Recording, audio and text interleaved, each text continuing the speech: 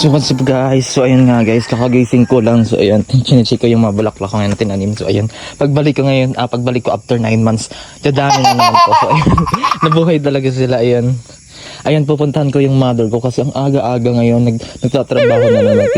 Tinitingnan niya yung mga, ang ano niya, mga halaman.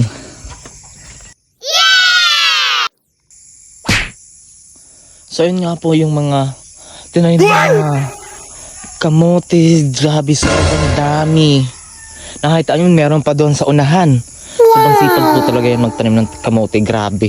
As in, wala talaga yung katapusan magtanim, mag-ano ng alaga ng mga halaman niya, hapon, magdamag. Tapos yan, wow! Ang lawak ng taniman niya.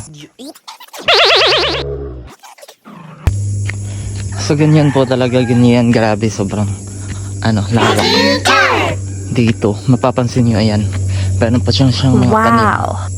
Mga tanim ng mga kamuti, kamuting kahoy. Diba ang lawak? Wow! Look at that. May mga manok din dito nagpupunta. So ayan, pag hinasok dito, meron ding mga Jean, what do you call this one? Ang kulit talaga ng aso na to. So ayan. Ayun. Sobrang lawak po. May mga papaya din dyan sa unahan. Ganyan ang lupain dito sa Siargao. Malawak. Shh. Lagi, Maki. Maki. Maki. Maki. Maharot si Maki. Maki. So ngayon guys, ang sagang ganda ng umaga. Kasama ko yung asong gala. Charot. Ayun, while this morning, 7 AM time check now is 7 AM.